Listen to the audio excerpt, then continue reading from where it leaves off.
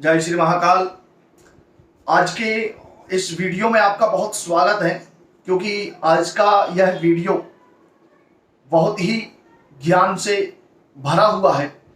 आज हम एक ऐसे विषय पर बात कर रहे हैं जिस विषय को सामाजिक दृष्टि से और धार्मिक दृष्टि से और आधुनिक दृष्टि से, तीनों से अलग अलग देखा जाता है। जी हाँ, आज मैं आपको बताने वाला हूं स्त्रियों में प्रतिमाह होने वाले मासिक धर्म को क्यों अछूत माना गया है। मासिक धर्म को क्यों अछूत माना गया है, इसके विषय में धर्म ग्रंथ क्या कहते हैं और आधुनिक युग में इसके विषय में क्या सोच है और आधुनिक युग में इसके क्या दुष्परिणाम हमें उठाने पड़ रहे हैं। इन तीन विषयों पर मैं आज आपके साथ बात करने वाला हूं। परंतु सबसे पहले हम बात करते हैं मासिक धर्म जैसा श्राप इंद्र के द्वारा स्त्रियों को क्यों दिया गया, या स्त्रियों में मासिक धर्म कैसे प्रारंभ हुआ, पुराणों में इसकी क्या कथा है, हम इस विषय में बात कर रहे हैं। सबसे पहले हम बात करते हैं गरुड़ पुराण की। गरुड़ पुराण में बताया गया है मासिक धर्म के विषय में कि जब इंद्र ने वृत्रासुर को मारा था तो वृत्रासुर के जो पिता थे उनकी हत्या का दोष इंद्र को लग गया था, क्योंकि वह एक देव ऋषि थे। देव ऋषि होने के कारण उनकी हत्या का पाप इंद्र को लग गया था और इंद्र ब्रह्म हत्या का दोषी हो गया था। और इसी के कारण ब्रह्म हत्या का जो दोष था उसके 4 भाग उसने कर दिए और उन 4 भागों को भूमि में, जल में, वृक्षों में और स्त्रियों में विभाजित कर दिया गया था। अब इसके पहले आप इस ब्रह्म हत्या को जानना चाहते हैं तो इसके लिए आपको एक छोटी सी कहानी सुननी पड़ेगी। मैं आपको सुनाता हूं। वृत्रासुर नाम का एक दैत्य था जिसके पिता देव ऋषि थे और उनकी पत्नी एक राक्षसी थी। जब इंद्र के द्वारा देवगुरु बृहस्पति का अपमान कर दिया गया और बृहस्पति उनसे रूठकर चले गए,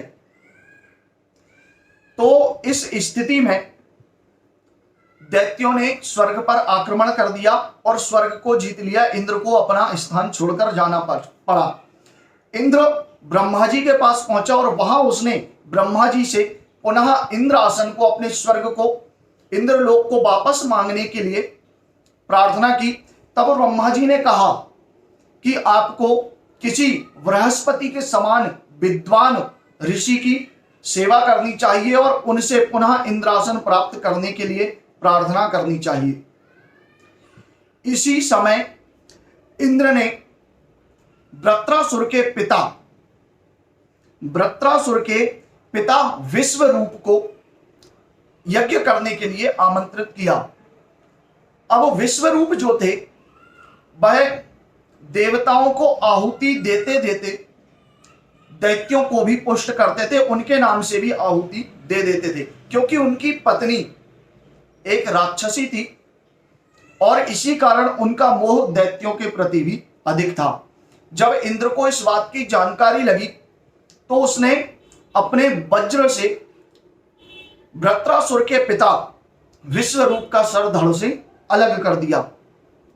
अब जब सर धड़ से अलग कर दिया तो विश्वरूप के जो पिता थे वह अत्यंत क्रोधित हुए और उन्होंने एक यज्ञ को किया और यज्ञ को करके एक ऐसे पुत्र को उत्पन्न करने का संकल्प किया जो इंद्र को मार सके। परंतु अर्थ का अनर्थ होने से, मंत्र में पद का भेद होने से और मंत्र का गलत उच्चारण करने से एक ऐसे पुत्र का जन्म हुआ जो इंद्र के द्वारा मारा जा सके। और वो कौन था? वृत्रासुर। वो इतना विशाल था कि उसने संपूर्ण ब्रह्मांड को अपने वृत्त में कर लिया था, इसीलिए उसका नाम वृत्रासुर पड़ा। अब इधर वृत्रासुर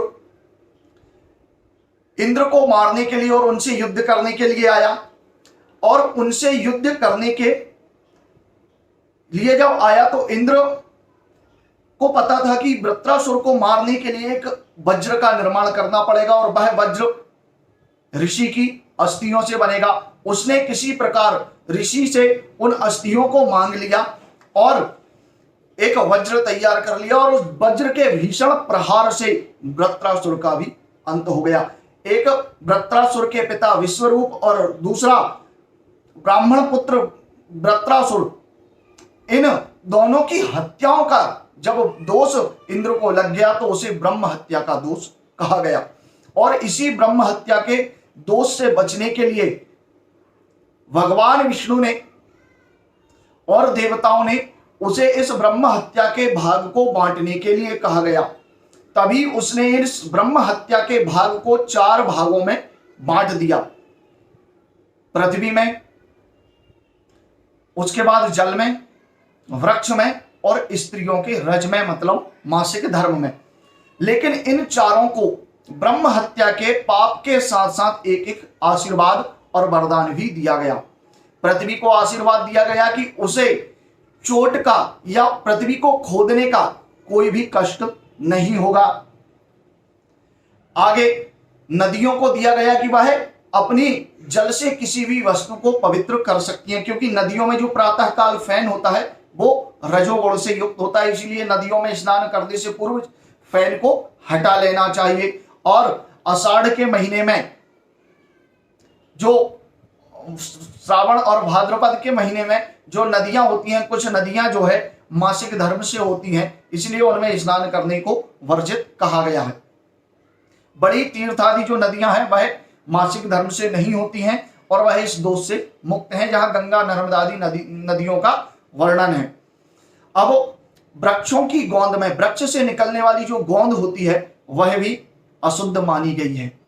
और स्त्रियों के रज में, मासिक धर्म में, वहीं वृक्षों को इस बात का वरदान प्राप्त हो गया कि वह पुनः अपने आप को जीवित कर सकता है बीज के माध्यम से। उसके बाद स्त्रियों को भी एक वरदान दिया गया कि वह पुरुषों की अपेक्षा 2 गुनी काम क्रीड़ा का सुख प्राप्त कर सकती हैं। 2 गुना संभोग सुख पुरुष की अपेक्षा स्त्रियां प्राप्त करती हैं। यह 4 वरदान ब्रह्म हत्या के 4 दोषों के साथ चारों को दे दिए गए। अब बात करते हैं कि यह अछूत क्यों माना गया है, ऐसा कौन सा पाप है जिसके कारण इसे अछूत माना गया है। हम गरुड़ पुराण में अध्ययन करते हैं तो गरुड़ पुराण में कहा गया है कि प्रथमे अहनि चांडाली, द्वितीय ब्रह्म घातिनी, तृतीय रजकी हेता नरकागत मातरा। यह गरुड़ पुराण का श्लोक है। गरुड़ पुराण में कहा गया है कि स्त्री अपने मासिक धर्म के प्रथम दिवस में चांडाली, दूसरे दिन ब्रह्मघातिनी और तीसरे दिन धोबिन के समान होती है। ऐसा गरुड़ पुराण या अन्य धर्म ग्रंथों का मत है।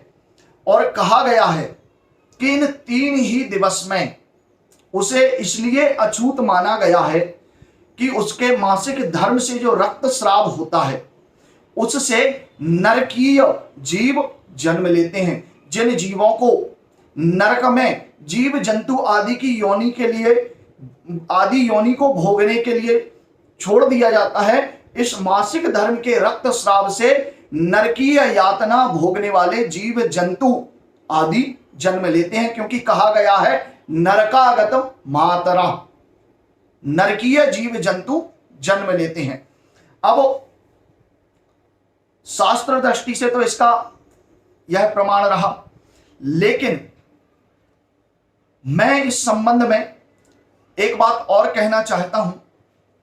आज के आधुनिक युग में बहुत से लोग इस दोष को नहीं मानते हैं। वो यह कहते हैं, विज्ञान का यह कहना है कि यह एक सामान्य प्रक्रिया है जो गर्भधारण करने के लिए होती है। यह बात तो धर्म ग्रंथ पहले ही कह रहे हैं कि मासिक धर्म की जो प्रक्रिया है वह गर्भधारण के लिए होती है। परंतु इसके साथ साथ इसे अछूत इसलिए भी माना गया है क्योंकि इससे नरकीय जीव जंतु जन्म लेते हैं। दूसरी बात, आधुनिक युग में कुछ लोग इसका पालन नहीं कर रहे हैं और उसके भयंकर दुष्परिणाम हमें देखने को मिल रहे हैं। अब कुछ लोग कहेंगे कि इस बात का इससे कोई लेना देना नहीं है, परंतु वास्तविकता और अनुभव किया गया है, गांव की अपेक्षा जहां इस मासिक धर्म को अछूत आज भी माना जाता है शहर की अपेक्षा, वहीं गांव की महिलाओं के गर्भाशय के ऑपरेशन शहर की महिलाओं की अपेक्षा कम होते हैं। दूसरी सबसे बड़ी चीज, शरीर में कर्क रोग या गर्भाशय में कैंसर जैसी स्थिति या महिलाओं में स्तन कैंसर की स्थिति अधिक क्यों बढ़ रही है? इसका मैंने एक अनुभव किया है और वह अनुभव यह कहता है कि मासिक धर्म के दोष को ना मानने पर यह सारी चीजें होती हैं। जहां गर्भाशय का निकल जाना, गर्भाशय में कैंसर, गर्भाशय के रोग, मूत्र आदि के रोग और स्तन आदि के कैंसर आजकल स्त्रियों में अधिक देखने को मिल रहे हैं। इसके लिए मैं आपको एक छोटी सी कथा सुनाता हूं और उस कथा को सुनने के बाद आप इस बात को स्वीकार कर लेंगे। एक भाद्रपद शुक्ल पक्ष की पंचमी में एक व्रत किया जाता है। उस व्रत का नाम है ऋषि पंचमी का व्रत, और उसी ऋषि पंचमी के व्रत के माध्यम से मैं आज आपको बताऊंगा। ऋषि पंचमी की व्रत की कथा मैं आपको शॉर्ट में सुनाता हूं, बिल्कुल छोटे रूप में। एक ब्राह्मणी थी जिसका नाम था भूषण देवी। वह ब्राह्मणी एक दिन अपने माता पिता की सेवा करके एक शिलाखंड पर शयन कर रही थी, तो रात भर में उसके शरीर में कीड़े पड़ गए। उस ब्राह्मणी के शरीर में कीड़े पड़ गए और कीड़े पड़ जाने के कारण जब उसके माता पिता ने उसे इस स्थिति में देखा तो गुरु माता ने, मतलब उस कन्या की माता ने अपने पति से पूछा कि क्या कारण है कि इसके शरीर में कीड़े पड़ गए हैं। तब ऋषि ने उसके पिछले जन्म को देखा और देखा तो पता चला कि यह पिछले जन्म में इस कन्या ने मासिक धर्म से होते हुए भी भोजनशाला में कार्य किया, भोजन आदि वस्तुओं को बनाया और भोजन के द्रव्यों को स्पर्श किया, और इसी के कारण, उस श्राप के कारण इस स्त्री के शरीर में, इस कन्या के शरीर में कीड़े पड़ गए। यह ऋषि पंचमी की व्रत की कथा है और ऋषि पंचमी के व्रत में इस महा पाप से छुटकारा पाने के लिए ऋषियों का पूजन किया जाता है, और यह हर महीने भाद्रपद शुक्ल पक्ष की पंचमी को पड़ता है। लगभग अगस्त या सितंबर के आसपास यह पड़ता है।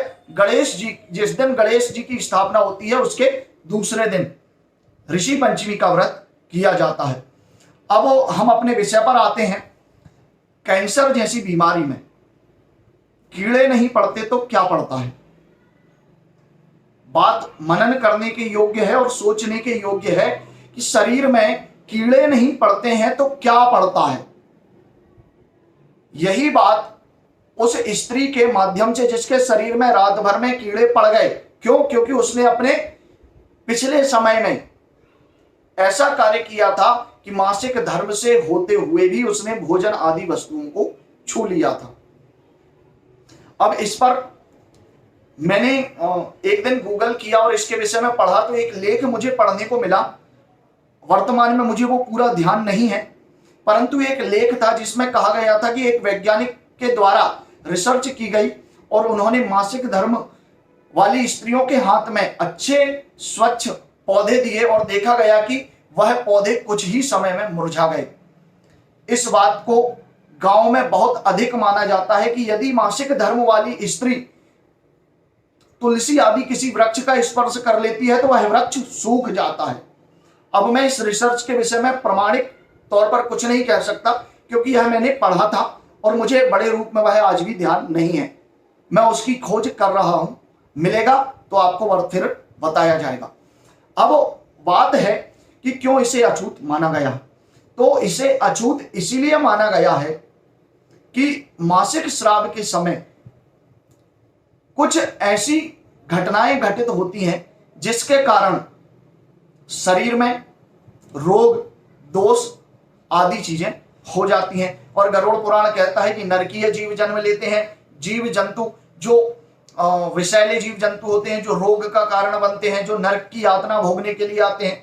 तो वही चीज है कि भाई उस कथा के माध्यम से कहा गया कि कीड़े पड़ जाते हैं, और कैंसर में भी कीड़े ही पड़ते हैं, शरीर में कीटाणु ही पड़ते हैं। तो कहीं ना कहीं इसका एक तालमेल है, और यह एक रिसर्च का विषय है। विज्ञान को इस पर रिसर्च करना चाहिए, क्योंकि सनातन धर्म में जो बातें पहले कही गई हैं वह धीरे धीरे सिद्ध होती जा रही हैं, और आगे भी जो बातें कही गई हैं वह सिद्ध हो जाएंगी। दूसरी बात, मासिक धर्म में स्त्रियों को अछूत इसलिए भी कर दिया गया था क्योंकि उनके शरीर में कमजोरी होने के कारण वह किसी भी कार्य को अच्छे से नहीं कर पाती हैं।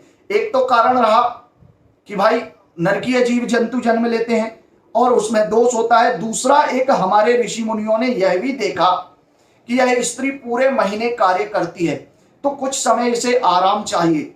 अपने शरीर को मजबूत करने के लिए, पुनः ताकत ऊर्जा को प्राप्त करने के लिए आराम चाहिए।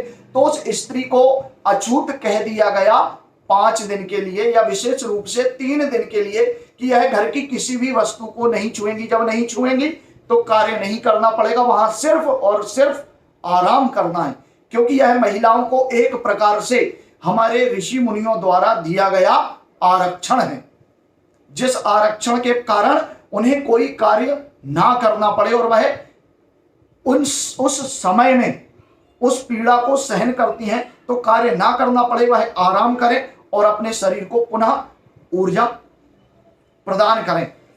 आज बड़े स्तर पर आधुनिक युग में लोग सोच रहे हैं कि स्त्रियों के मासिक धर्म के समय उन्हें छुट्टियां दे दी जाएं। तो यह बहुत सराहनीय और बहुत अच्छा कदम है, जिसके माध्यम से उन्हें इस पीड़ा से कुछ समय आराम करने को मिलेगा और अपने शरीर को वह मजबूत कर सकती हैं।